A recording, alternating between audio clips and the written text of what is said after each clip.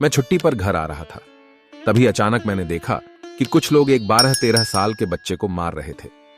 मैं उनके पास गया और बच्चे को उनसे छुड़ाकर उन लोगों से पीटने का कारण पूछा तो उन्होंने कहा कि इस बच्चे ने हमारी दुकान से बिस्किट चुरा कर खाए हैं। मैंने दुकानदार को बिस्किट का दोगुना दाम देकर बच्चे को उनसे अलग लाया। मैंने बच्चे को पूछा कि तुमने चोरी क्यों की है, तो उसने कहा, साहब मैंने चोरी नहीं की, मैं कल से भूखा था और भोजन की तलाश में इधर घूम रहा था कि अचानक मेरी नजर दुकान के पास पड़े बिस्किट के पैकेट पर पड़ी जिसे एक कुत्ता खाने की कोशिश कर रहा था। मैं कुत्ते से छिनकर बिस्किट खाने लगा तो इन लोगों ने देखा और मुझे मारने लगे। फिर मैंने उसका नाम पूछा तो वह बोला, छोटू। मैंने उसके माता पिता के बारे में पूछा तो पता चला कि वह अनाथ है, वह काम की तलाश में भटक रहा है। मैं छोटू को अपने साथ अपने घर ले आया। मेरे घर में मेरी मां ही थी क्योंकि बहनों की शादी हो चुकी थी और पिताजी कुछ वर्ष पहले ही गुजर चुके थे। छोटू के घर आने से मां को भी काम में राहत मिली। घर का छोटा मोटा काम अब छोटू कर लेता था। मेरी छुट्टियां समाप्त हो गई थी और मैं ड्यूटी पर गया और छोटू को बोलकर गया कि अब वो मां का ख्याल अच्छे से रखे। मैं वहां से रोज मां और छोटू बात कर लेता। एक दिन मां को अचानक दर्द हुआ तो छोटू ने मां को डॉक्टर को दिखाया और जांच के बाद डॉक्टर ने छोटू से कहा कि इनकी दोनों किडनी खराब हो गई हैं।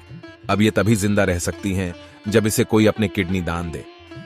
छोटू ने बिना कुछ सोचे समझे अपनी किडनी मां को डोनेट कर दी, पर डोनेट करने से पहले छोटू ने यह कहा कि यदि मां पूछे तो कह देना कि छोटू अपने गांव लौट गया है। सुबह हुई तो मां जिंदा थी पर छोटू बहुत दूर जा चुका था। मां ने डॉक्टर से छोटू के बारे में पूछा तो उन्होंने ऐसा ही कहा जैसा छोटू ने कहा था। मैंने रात को कॉल किया तो मां ने बताया कि कल उसकी बहुत ज्यादा तबीयत खराब हो गई थी और छोटू ने हॉस्पिटल से उसका ऑपरेशन करवाया है।